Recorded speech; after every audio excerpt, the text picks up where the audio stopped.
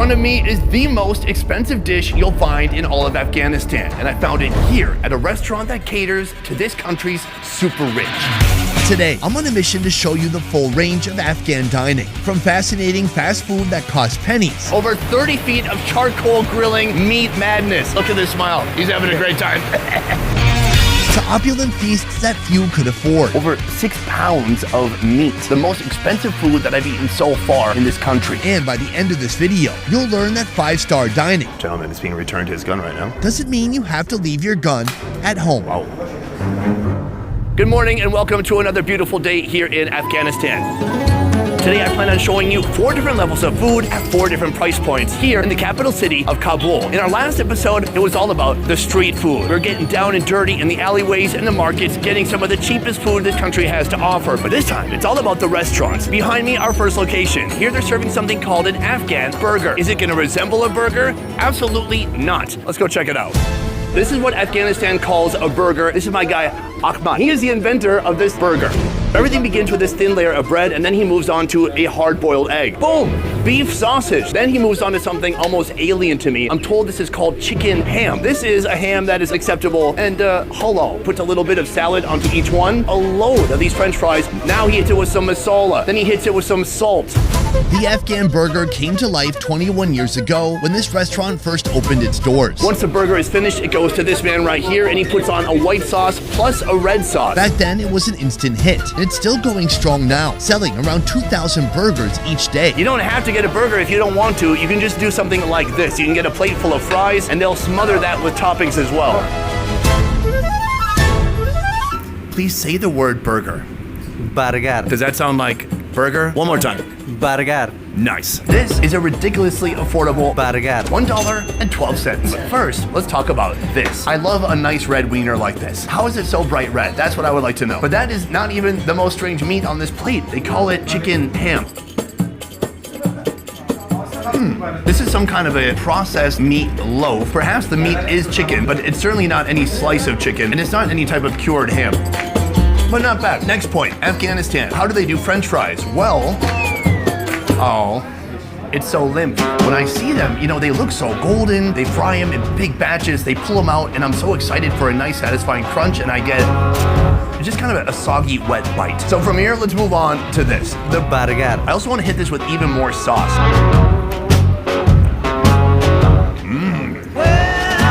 I gotta say, that was a very satisfying bite. The heat of the French fries has worked to kind of steam the bread around it, so all the bread is very soft. Somehow I didn't even get a single piece of the wiener. This tomato ketchup is really bringing it all together. Let's give it another bite.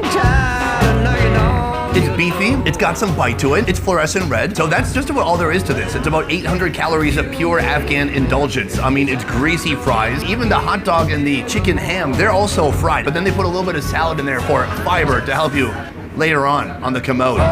This is our very first food and a great entry because today I want to show you a different side of Afghanistan. Before coming here, I didn't really know what to expect. You just see war-torn images of this country when you watch the news. You see rubble, you see chaos. But then you come here and you realize there's a whole lifestyle here that people in the outside world are completely unaware of. So far you got to see what it was like for me to first arrive in this country. Then you got to see the street food scene in the markets. And yes, you can find super cheap food on the streets, but there's also another side of Afghanistan, and that is the lifestyle of the super rich. While most Afghans scrape by on a few dollars a day, others do live the rich life by comparison. But here the rich life can mean earning as little as $30,000 a year, with a tiny few making up to 6 figures.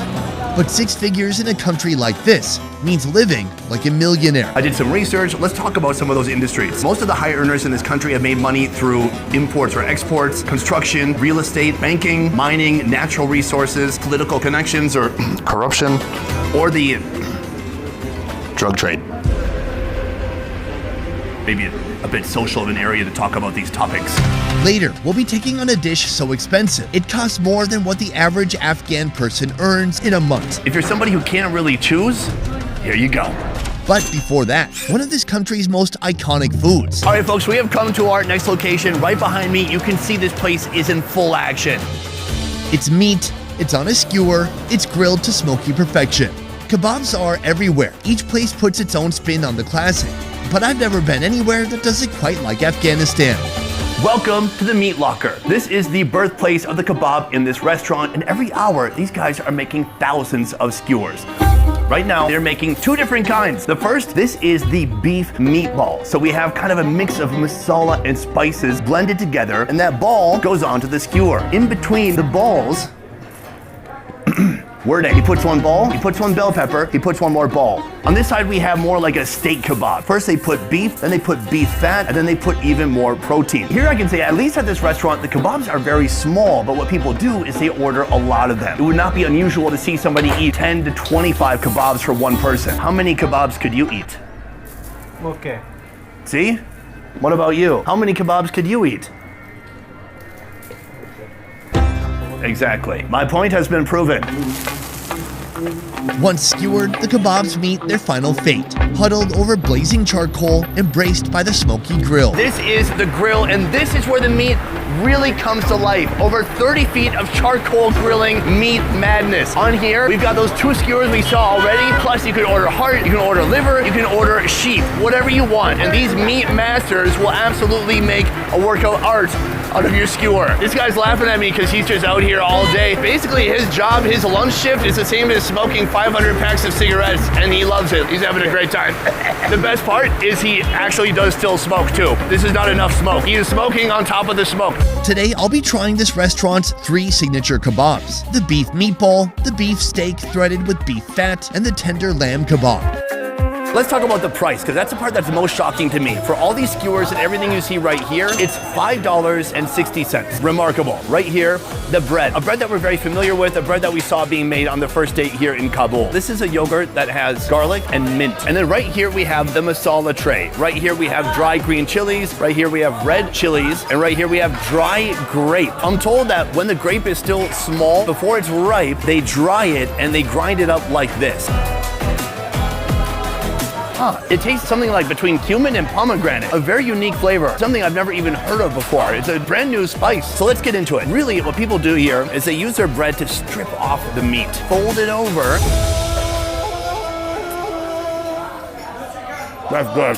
It's juicy, it's flavorful, but it's infused with spices too. My guess is that it's a bit cheaper because they can probably take all the undesirable parts of the cow, grind it up, and put it into a ball, and you'll never know what was in there. Pieces of armpit, crotch, elbow meat. Perhaps it's not those things. But let me tell you, even if that is crotch, that's some good crotch. Now here's the fun part. When you come to Afghanistan, they actually do have Coke and maybe even Pepsi too, but they have their own brands as well. Instead of Fanta, they have Magic. Instead of 7-Up, they have Breeze. Instead of Coca-Cola, they have, well, just cola. Moving on to our next kebab. This one I love because it's protein, fat, protein. Take a little bit of bread, rip the meat and fat inside. The bread is brilliant because it's so moist, it's so chewy. It's the perfect kind of comforting blanket to wrap around that meat. Meanwhile, the meat, this has been already heavily coated with seasoning, but the charcoal just brings out so much flavor. It's smoky. We have our last most expensive kebab, a kebab that you have to be careful with because this kebab has bones. Hit it with some yogurt and throw it back.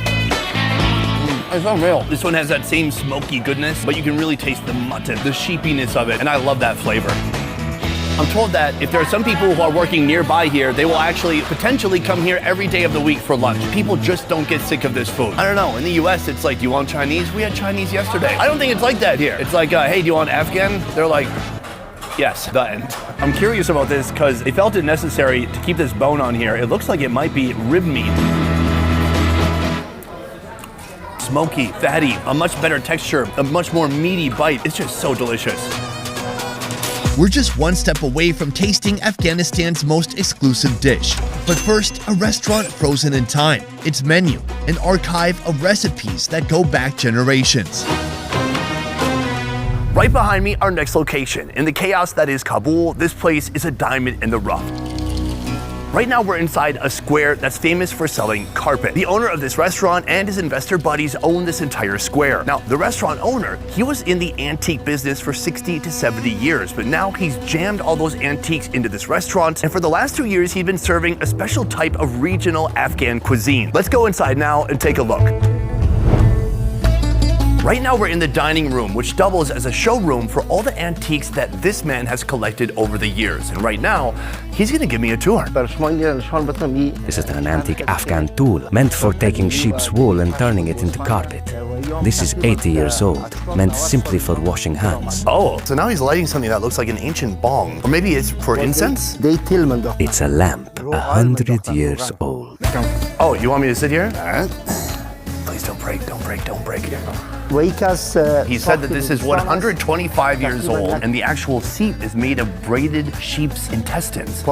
He says it's for kings. Maybe for very tall kings, I feel like I would be a bit more insecure. If I was a king, I would need a bit taller chair. Is this from an animal in Afghanistan? Yes. That is leopard skin from a leopard that was hunted here in Afghanistan. That's wild. That's something you don't see every day. And that is something you don't want to get caught with in customs. All right, so those are the antiques, but what about the food?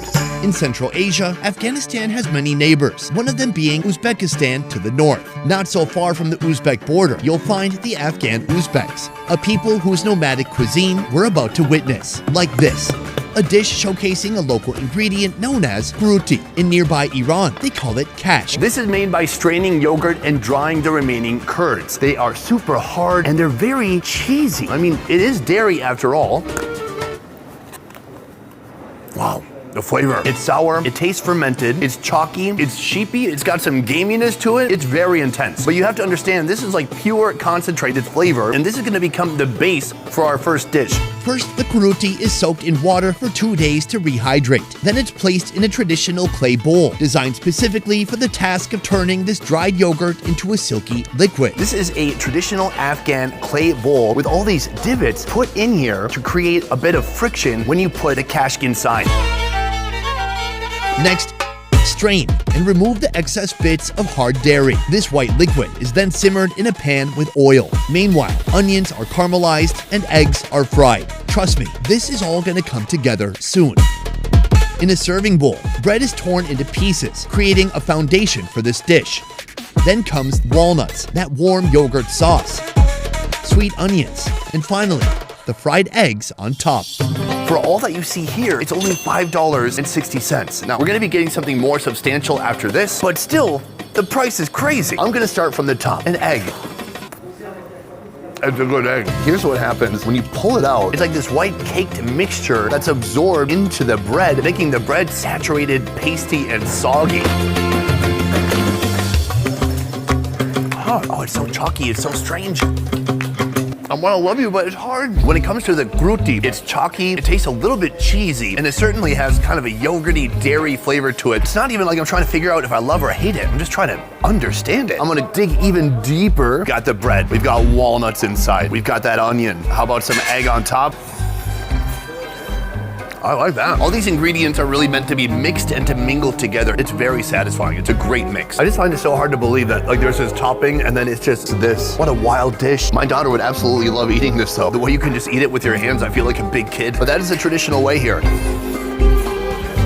So this is $5.60. But from here, we're stepping up to something even more expensive. Let's get into it. All right, folks, our next dish has begun, and the chef right here, I should say the butcher, is gonna take it apart for us. Today, he's gonna be making a meat dish that weighs 3 kilograms or 6.6 pounds of a sheep. This guy's mean with the cleaver. We got a hamstring, we got a nice rack of ribs right here, and then here, a smaller rack of ribs. So far, he's been eyeballing all the meat. Let's see how much it really weighs. How good is he? He's going for 3 kilograms. Dude! You shake my dirty hand. Yes. That's awesome. 3 kilograms exactly, 6.6 pounds. He's at the top of his game. This is his prime. It's only downhill from here. How could he ever do that again? All of this is for a dish called خوردن. This is an Uzbek-inspired dish. But listen, even though it's Uzbek-inspired, it's inspired by the Uzbek Afghan people of this country, much like the other food they're serving in this restaurant.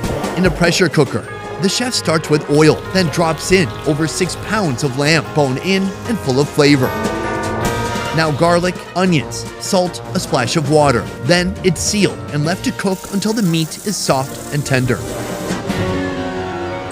To finish it off, a handful of fried chilies on top. This is a traditional nomadic hut that folks lived in the past in the north of Afghanistan. But here's the other thing that I find fascinating about this restaurant. This is the first restaurant where I've seen women. In Afghanistan, women face a long list of restrictions, one of them being a ban on dining out without a male guardian. And here's how I think they get away with it. On this property, there are about 5 different huts like this. So a man can come with his wife and their kids and they can eat privately away from all the other guests in the hut. You see, oftentimes in Afghanistan, someone might want to do something, but they can't because of the rules and because of everybody who's watching them. A great example is I met a British woman and her daughter the other day. I asked her if I could take a picture of her and she said, no, I can't. And she looked around and she said, it's against the rules. Now, maybe privately, it would be fine, but out in the public view, not okay. The total price for everything I'm eating today, over 6 pounds of meat, is $33. Ooh, some delicious leg meat. Oh yeah, soft and succulent, seasoned beautifully. Such a good flavor. It's mutton, but it's not gamey. Oh, right here, take a look at that. A nice big bone with some meat sticking to it still. Oh. It's so rich, it's glistening, it's so full of flavor, very fatty and very delicious. To go with it, to wash it down, they've got this. A glass of white something. It's gonna be some kind of yogurt-based drink, probably. Oh yeah, pure yogurt with a little bit of mint. Finally, I wanna work my way up to this, the ribs. Let's split these 2 ribs apart and then pull off that rib meat. Every section of the lamb, a little bit different texture, different amount of juiciness, but every bite is super satisfying. In a moment, we're gonna be going to the most expensive restaurant we could find here in Kabul. But first, I wanna talk about how much money folks actually make here in Afghanistan. The average monthly wage is only $200 a month. That means an annual salary is $2,460. In contrast, the average salary in the USA would be about $66,000, about 25 times more than here in Afghanistan. After hearing that, it's easy to understand why food and why so many other things here are so much cheaper than in other countries. So what are folks here doing for work? It's estimated that 60 to 80% of the population works in agriculture. So all of that is to say that even if you went to a restaurant where something cost $50 to $100, that would be absolutely insane here. With that said, we are now headed to the most expensive restaurant we could find in Afghanistan. We have come to our 4th and final location, a restaurant known as Ziyafat. Also, as you can tell behind me, they have some very strong security. They're not just letting in any riffraff off the street. Walking past a fully armed guard just to get into a restaurant is strange enough. But what happens next is completely surreal. Sorry. As I stood by the reception counter, Gentleman is being returned his gun right now. another guest was handed back his assault rifle, just like it was a coat or a car key. Very cool. I guess here, lunch doesn't end with dessert, it ends with artillery. Moving on, let's talk about the food. This restaurant is on a different level than every other place we've seen so far in Kabul. Plus, there are so many foods here. They have breakfast, soup, salad, starters, Mughlai food, which I say is a combination of Indian and Pakistani food. Everything from mutton karahi to Hyderabadi mutton handi. Then they have Thai and Chinese cuisine, chicken cashew nut, chicken chow mein, and more. Now, before we talk about the most expensive thing, I should point out that not everything in here is crazy expensive. For example, we're gonna be trying this, manto, $4.50. It's not exclusively the top 0.1% that can eat here, it's the full 1%. So I don't want people to feel excluded. The most expensive thing I can find on this menu is right here. It's called the Ziyafat Special Barbecue Platter. It has salads, it has soups, it has kebabs, and all of that for $341. But before I show you this, I want to show you the rest of the restaurant because it is massive. Let's move. Built at a cost of $2.5 million. Everything is golden, there are chandeliers everywhere. Ziyafat restaurant can hold up to 800 guests at once. This is the waiting area. You can sit here and they'll call you when everything is ready. Let's head up. Hello, nice to meet you. This restaurant has 3 floors of dining. Right here in this corridor, there are private rooms. Let me show you one of them right now. And here, this is where you and 10 of your best friends can enjoy some dang good food. If the private room isn't really your style, this is the public room, a public room meant for men. They also have a room meant for families, but we cannot film that because of the ladies. With a 250-person team running the show around the clock, it stays open 24/7, serving over 200 dishes day in and day out. This is my favorite part because you come to Afghanistan and you think, what? No bars. No, they got bars. They just don't have booze. What you got? Pina colada? More like pina nada. Mojito? More like no-hito. Margarita? More like, no, okay, I'm good. All right, right now we are headed into the kitchen. Come with me and let's take a look. This place is wild. Most restaurants have stations for grilling, Where do I begin? frying, and definitely microwaving. Let's go this way. But here, Hello. they have cooking stations for cuisines from around the world. Right here, this is the Palau corner. All of these are giant vessels known as a deg. Can we open it up? Yes! That's what I'm talking about. Right in here, we have the kebab section. Right now, my guy is skewering kebabs as we speak, but over here, you can actually see the kebabs grilling over charcoal. It looks amazing. Here is the bread making room, and they have tons of bread making stations. He takes his dough pillow, he reaches inside, he slaps it on the wall. Nice. Beyond the main kitchen, this place also has an electric pizza oven with a pizza coming out right now. And beyond that, they also have a brick pizza oven. If you want to get anything on their menu, you can, and you can have it delivered to your house. Pretty sweet. After touring the kitchen, I'm presented with an Afghan appetizer. Steamed dumplings stuffed with beef and vegetables, topped with a bold sauce made from tomato, chili powder, black pepper, and dal. Finally, some sour cream is drizzled on top.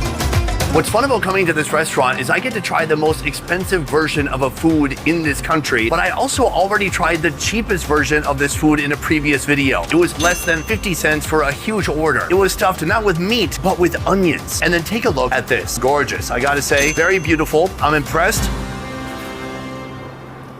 A very different experience, my God. First of all, meat makes a huge difference. It's full of animal fat, and animal fats leak out and pass their flavor onto every other part of the dumpling. The wrapper is delicious, it has some bite to it, and that sour cream helps cool everything down and balance that spicy dal. From one of the most affordable bites on the menu, we jump straight into the most expensive. This is the Ziyafat Special Barbecue Platter.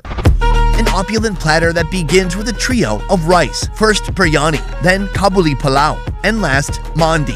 Then comes the meat, mountains of it. Malai booty, chicken tikka booty, Afghan shami, chicken seekh kebab, mutton booty, tandoori fish tikka, tandoori chicken booty, Lahore beef chops, dynamite sticks, prawns, and even honey glazed chicken wings, crispy fried fish, spring rolls, and just when you think it should stop, it just keeps going. The building of this meat structure is continuing. Now he's putting on mozari kebab. These are very exotic kebabs. I've never even heard of half of these. Coming up next, he tops all this meat with an entire grilled chicken. Oh my God. A mutton leg, the leg of a sheep. Just that would be a meal in itself. It's time to hang up the meat like it's Christmas. We have quails. We have the pomfret fish. More quails. More pomfret. Then another pomfret. We have the fluorescent bright red chicken tandoori booty. I've always been a booty fan, but now even more. Now it's time to garnish cucumber, some carrots, some lemons, dressing it up. No more meat? Oh, the meat's done already? They only put on every species in Afghanistan plus 17 that were imported. This is a meal meant to feed, I don't know, 10 to 20 different people. But tonight, it's just me and you, baby.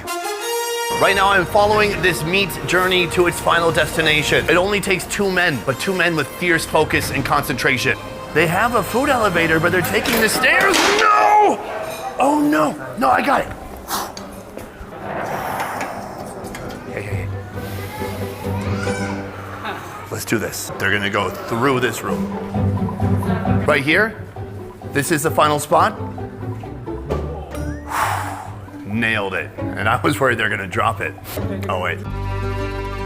Every single kebab that they sell in this restaurant is here. If you're somebody who can't really choose, here you go. $341.41. But first, this needs to be replaced. This is kind of like a knighting ceremony in the UK. Here you go. That booty fell on the floor, so they gave me a new booty. By the way, I learned a new word. Booty. Evidently it's a Pakistani word for meat or meat skewer, something like that. I'm gonna pull that booty meat off. It looks soft and tender. It looks like thigh meat. Outstanding. Moist, juicy chicken. Take a look at this. Quail. Little baby birds. Peel out some of that quail breast. It's a little dry. The quail is nice, but it's not very substantial. It's tiny little bites. There's some nice masala, but I'm looking for something a little bit more. This is an entire leg of mutton. I would love to see any kind of food challenge type YouTuber come here and attempt to eat all this food. Super juicy with a strong taste of mutton. I'm gonna put this to the side and keep digging downwards. An entire freaking chicken.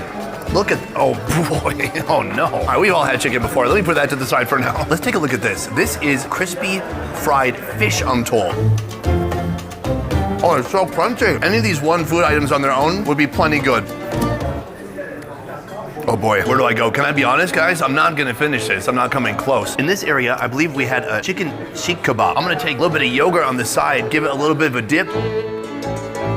Oh man. Super fatty, juicy, and infused with so many spices. They call this dynamite. This is a chicken drumstick. Oh yeah, that is some nice dark meat. Well-seasoned masala, absolutely delicious. Wings, they even just have straight up wings. That's good. It's nice and crispy on the outside, and then it's just covered with a honey barbecue. I've got maybe 1 or 2 meats left inside me. This is a biryani. I gotta say, I'm overwhelmed. I think I'm done. Here's the thing. I didn't really come here in order to eat this in order to do some kind of a fun, silly YouTube challenge with you guys. I really just wanted to show you what this country is capable of. I think most people in the USA, they have a certain clear image burned into their mind of what Afghanistan is. And this place, and food like this, it kind of destroys that idea. This video is not meant to convince you that Afghanistan is good. In many, many ways, it is not. But it's also not meant to convince you it's bad. This country cannot be boiled down to a couple simple truths. Afghanistan is a dictatorship, a theocracy, a country ruled by harsh Sharia law. But it's also restaurant owners doing their best. It's construction workers looking for a quick bite of something to feed their soul. It's history's caretakers trying to preserve a piece of this country's heritage. It's young service staff finding ways to grow in a place with limited opportunities. Afghanistan is a lot of things, but it's not just one thing. And my takeaway after everything I've experienced today is that this place is complicated and that this food is delicious. I gotta say, I love it.